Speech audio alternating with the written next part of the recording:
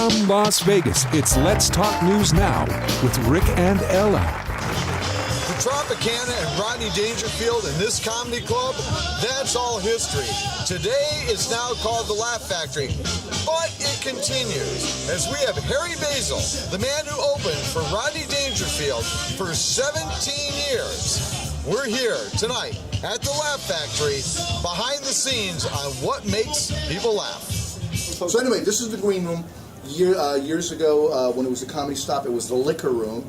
And when Brad Garrett took it over, he turned it into a nice, beautiful dressing room. And then we came in and we kept it the same putrid green that he had painted. He thought it'd be a great idea to paint the green room green, and it looks like Linda Blair vomited on the walls. You know. So anyway. Okay, Harry. At this point, you've been doing this for so long. Yeah. Is there a point that you actually get nervous getting ready for a show? No.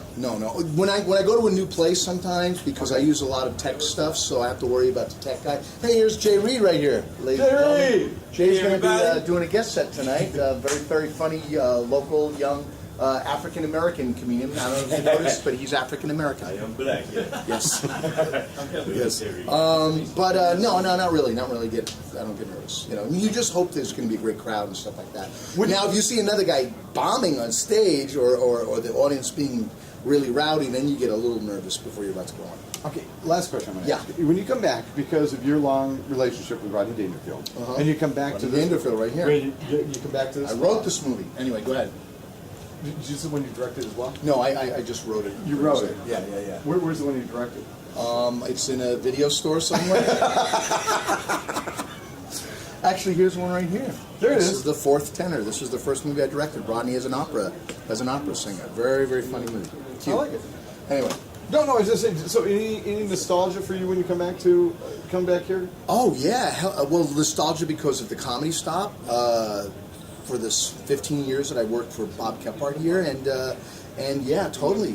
We have a whole booth dedicated to Rodney, which I think you'll shoot a little later on. Yep. I'd love to show it to you, and I have a lot of my Rodney memorabilia in there. You know, it's pretty cool. This is very cool. I want to thank you for allowing us to come back here. Hey, man, it's great to have you here. And getting a chance to be able to follow you right out to the stage. Well, I love you guys, yeah. The other catch is this, the thing is you were smart enough to say, Rick, you have to stop there, because no one's going to let you out on the stage. Well, actually, right before I'm going to go on, you can see me how I prepare before I go on. That'd be great. It's very unique. I don't think there's another comedian in the business that does what I do right before I'm going to go on, and you'll see that a little later. Booyah, you're the host for tonight's show. Yes. And so tell me, how did you get a gig as a host? A good friend of mine by the name of Jay Reed, he's a comedian here in town. And Harry was looking for some more brothers to host a comedy show. And, some more what? Brothers to come and host black guys. You're related to Harry? No, I'm sorry, your brother, what? Yeah, exactly. And he gave me my name, and I came down, I did an audition spot, and I did pretty good, and he invited me to come and host. Another thing that my white friends like to do, they all believe in the stereotypes. You know what the stereotypes of black guys is, right? We all like to date who?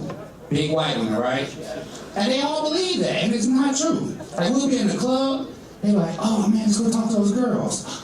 We can't go talk to them, they got a big white girl with them. Oh, booyah, come on, let's go, yeah! And I feel real bad, I'm like, I already got her number, I don't need to go over there, I know her already. We met Booyah, who is the opening act, the host of the show, and you are the middle act. I'm like the middle child, just struggling for a little attention. I'm the Peter Brady of the show. Like, someone look at me! Getting ready to go on. I mean, I know Booyah, for him, he's like really all fired up. It's a great opportunity for him. That's why they invented vodka. Vodka gets you to where you need to be for the show. Spoken like a true comedian. We're not talking Harry, though, are we? No, because he's a gin drinker. Right. Oh, yeah. When I was 24, I wanted, like a virgin princess. Now, I want an alcoholic with no gag reflex. Jay, would you hook me, please? Yeah, definitely got you. The comedian prepares, ladies and gentlemen. Would you like me to put some lotion or something? No, just hook it for me. Thank you so much.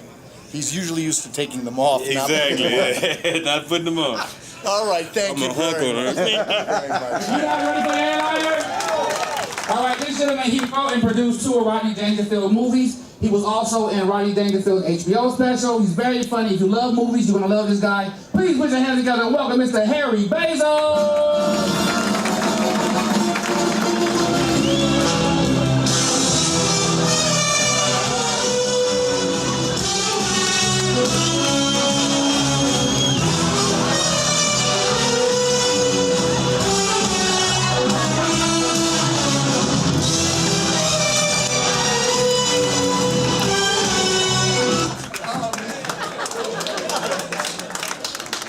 Oh boy, your mustache tickles.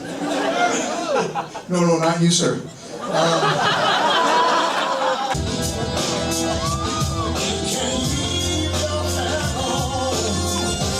You can